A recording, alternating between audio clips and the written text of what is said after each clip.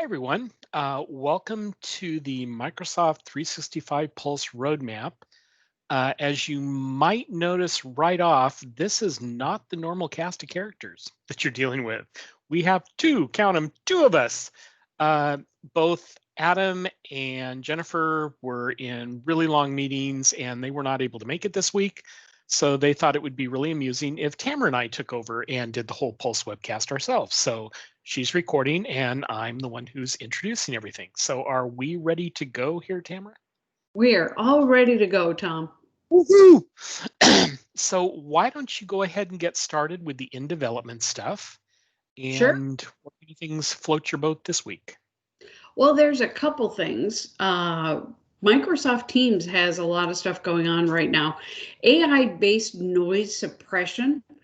So this AI-based real-time noise suppression will be added to Microsoft Teams, and this feature is going to automatically remove unwelcome background noises during your meeting. So the AI-based noise suppression works by analyzing the individual's audio feed and using specially trained deep neural networks to filter out the noise and retain the speech signal. So it only retains the speech signal. So this thing should be blocking out dogs barking, planes flying overhead, things like that. The background learning stuff. Exactly. So users will now have control over how much noise suppression they want, and the high setting is new, and it will suppress more background noise. So that's really cool. And then also, you can create a task from a message in the desktop client for Microsoft Teams. So some messages result in follow-up actions. And with the create a task from a message feature in Teams, you'll be able to create a task from a message in group or one-on-one chats, or from the channel posts or a reply. So this is powered by the new Tasks and Teams experience. This functionality will allow you to choose which individual task list or shared plan. I love that you can do both. You'd like to save the task too, and the roadmap item represents the desktop functionality. And we're going to listen, Microsoft is going to listen to feedback from the desktop experience and then plan to implement similar experiences in Teams Mobile if feedback indicates that that would be valuable, Yeah, which I that's can't imagine it not being valuable. right. Yeah, and I've switched over in Teams to using the planner tab, which is basically like to do now. And Mm-hmm. it's got my tasks in there. It's got planner stuff in there. It's kind of a one-stop shop for everything that I need to do or need to track or need to be aware of by a certain date. And I like the idea now that when I'm getting things within Teams, I can just pop something onto that list and see that list just by clicking on something on my side navigation. So cool Right. stuff. Another cool thing is out of office in Teams. So this is, I hadn't heard of this before, and it's supposed to come out in December. So it lets others know that you're not available by scheduling your out of office in Teams. And during this time, your presence change to out of office, and your status message will be displayed when somebody reaches out to you via chat. So additionally, your Outlook calendar and automatic replies will be updated accordingly. Now, it doesn't say which will trump which. Right. I'm looking forward to that a lot because the whole I'm away, Yeah, that could mean I'm away grabbing lunch lunch. or I'm away, don't expect me back by the end of the day type thing. And being that I usually work from 6 a.m. to 3 p.m., I'm sure people see I'm away at like 3:15 thinking, oh, I'll just Well, leave he'll something be here for back. when he comes back, and Yeah. it's like, no, I'm not coming back today, folks. So I'm going to like the fact that I can actually put myself in, I'm gone, Right. don't expect anything until tomorrow morning. So good Hmm. change. So I am going to do something in this webcast that I'm not terribly familiar with because Adam's not here to cover all of our geeky stuff. So you're And unfortunately, representing Adam. I'm representing Adam, and there's a lot of geeky stuff out here this time, things that I have never touched, but hey, I can read with the best of them. So I'm going to do a couple chunks of things that have to do with two major pieces. Again, check out the roadmap if you have more questions about things, so you can kind of get some more feedback from where Microsoft is going. But first, I'm going to focus on the Microsoft information protection changes that they have out there. First one they have is configuring external sharing for sensitivity labels in Teams and SharePoint sites. So basically, you're going to be able to set controls on things being shared in a team or a site, to be able to say, hey, since this is external, I want certain things in here to be confidential, and if you're outside the organization, you don't get to see them, but if you're inside the organization, you can. So I think that's a really good change, to be able to still allow people to come in and interact with your people, but not have to give away the keys to the kingdom for some documents that should be there for internal use, but you don't want them to be used by anybody external. The second one we have out here is data classification analytics. So this allows the compliance center to give you a quote unquote more holistic understanding of the sensitive data in your real estate or digital estate and related user activities. So there's an overview tab that shows you the locations of your digital content and most sensitive information types and labels present. There's a content explorer that provides visibility into the amount and types of sensitive data and allows you to filter by tags and things such as that. And then there's also Activity Explorer that shows activities related to your sensitive data and labels, such as label downgrades or external sharing that could expose your risk. So that is actually something that we may already have in regular clients, but this is in development now for GCC, GCC High, and DoD. And there's a lot of love that is going for that group of three right there, especially in the compliance center things that I'll talk about momentarily. And was that my last one? I think that was my last one for compliance center. So do you want to pick up a couple other ones before I go off on the, or not compliance center, the information protection? Do you want to cover a couple other things before I start on compliance center? Yeah, in Outlook on the web, Project Mocha, which is in preview for worldwide multiple tenants. Project Mocha, MOCA, is Outlook in a new way to organize items such as emails, tasks, links, files in a visual way. So it kind of creates an idea board for you. So you've got this page, and then you pull these little Lego parts onto the page, and it has like email related to this project, the tasks related to this project. So you have kind of a one-stop dashboard for what's going on. Yeah, that one's going to be interesting because I saw like a picture of it, kind of an animated, GIF file. And I'm looking at it going, okay, this sounds good. But of course, then I'm asking all the questions. So are certain emails only going to show up in that project page and not in your inbox? Or are you just pulling stuff over as, like you said, an idea board to pin things on there? Right. It sounds interesting. I think when I had read it, they said it had been in private preview.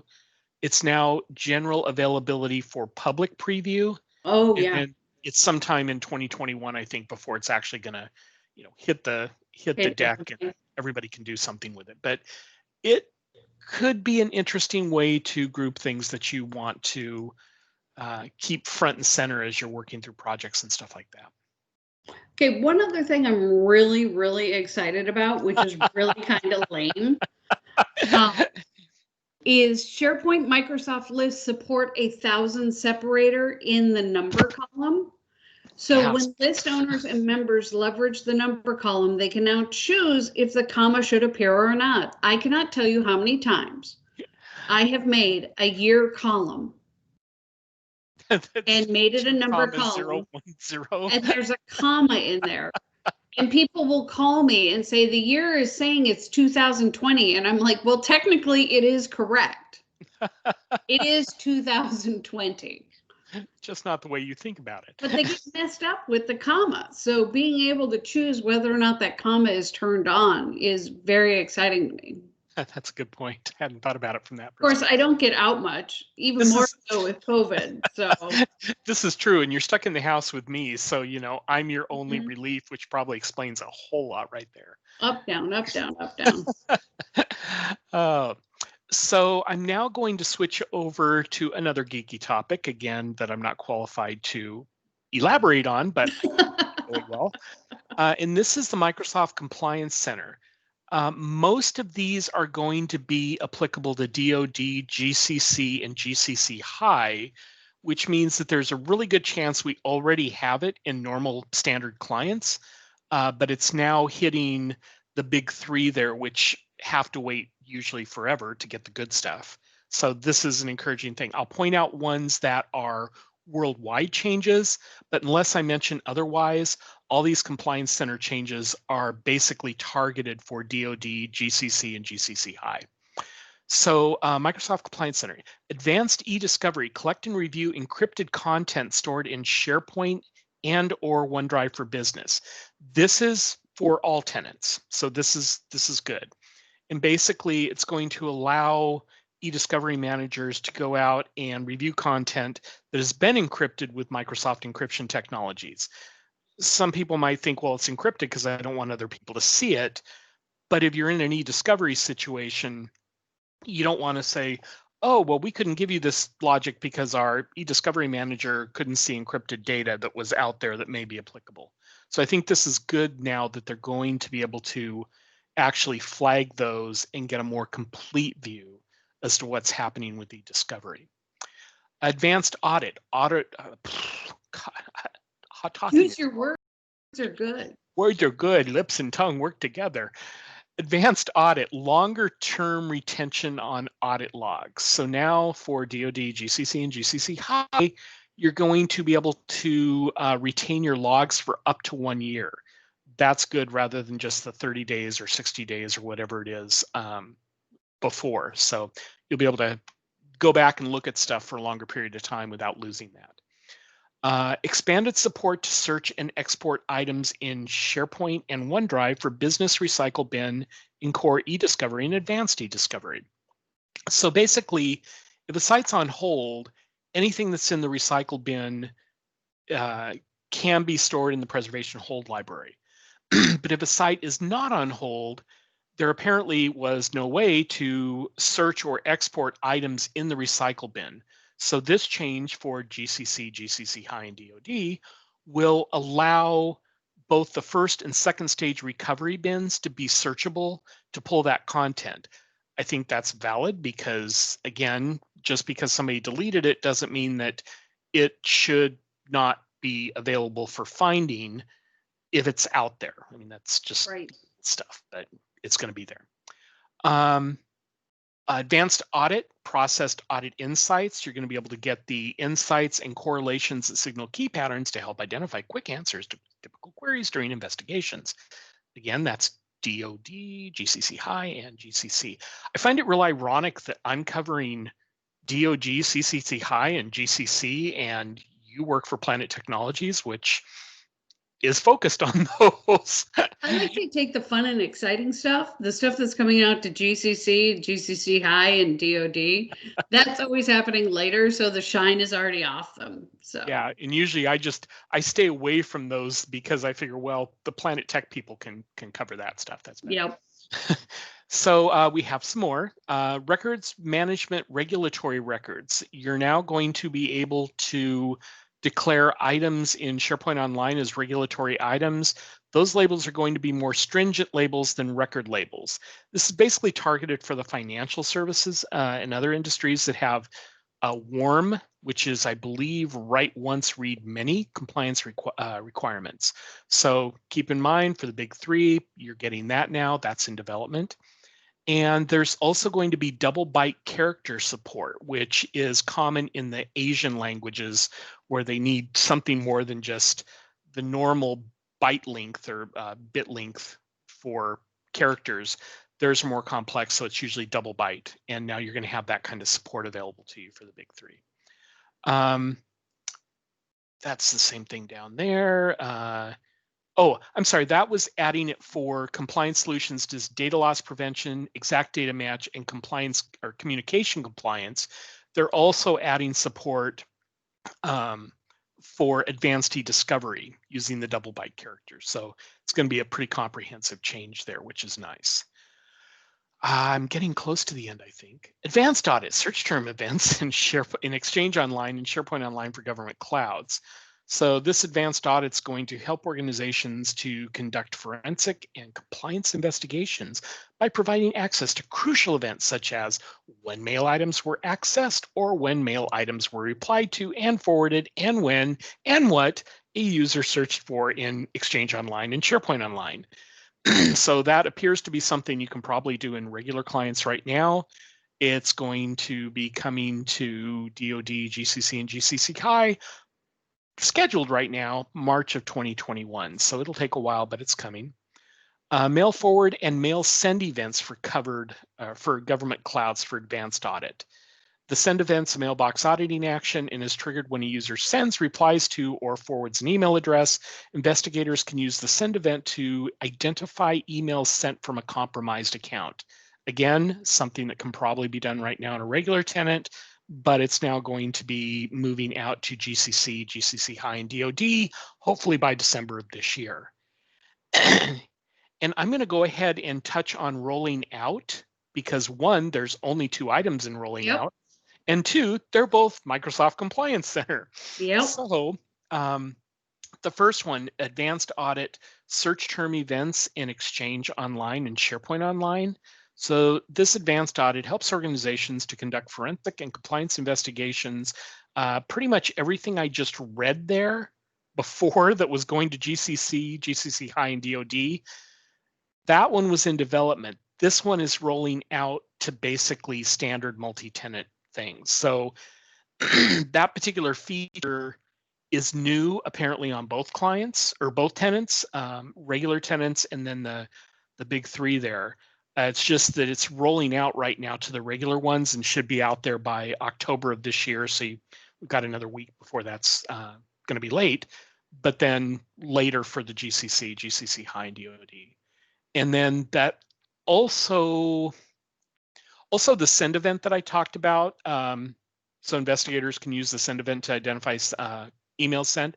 That's apparently also a new feature, and it is also rolling out this month to standard tenants where it's in development for GCC, GCC High, and DoD. So either look for it at a tenant near you if you're not one of those 3. If you are one of those 3, keep your eyes open. Hopefully by December, you should be seeing those. And I think that's pretty much it. Do you want to wrap up any other ones here? We're launching the Enable the Modern Communication Site Experience on classic sites within SharePoint. So what this means is admins can now use PowerShell to enable the modern communication site experience on any classic team site, including the root site. So that's launched in July 2020, and that's for SharePoint in Education, GCC, Worldwide, Standard Multi-Tenant, Germany, GCC High, and DoD. So that's got the full meal deal. And then we have 2 canceled, and they were just duplicates of the other ones. Notification for shared lists in Microsoft To Do, and PowerPoint live caption and subtitles in PowerPoint for GCC and GCC High. Both of those were duplicates of other initiatives, so that's why they are being taken off the list. And that's all that's fit to print on this week's Pulse recording. So I would basically say if you don't see Tamara and I on the list or on the webcast next week, that means Jennifer and Adam were not thrilled with what we did this time and have dropped us. Otherwise, we'll probably be back next week with a full party of 4, and we will continue to bring you the latest, greatest on roadmap updates and let you know what's coming up and what should be in your tenant now. So with that, hope you all have a great Wednesday, or actually it's Thursday, isn't it? Wow. It is Thursday. You're Whoosh. Have a great That's okay. Thursday. It's snowing outside here. Yeah, today we've got freezing rain, sleet, snow, thunder snow. We're having the whole thing, and the sky is like green, like tornado. I don't think there's any tornadoes in the forecast, but it's 2020. Anything is possible. Check your bingo cards. And with that, everyone, have a great time. Have a great one. Bye. Bye.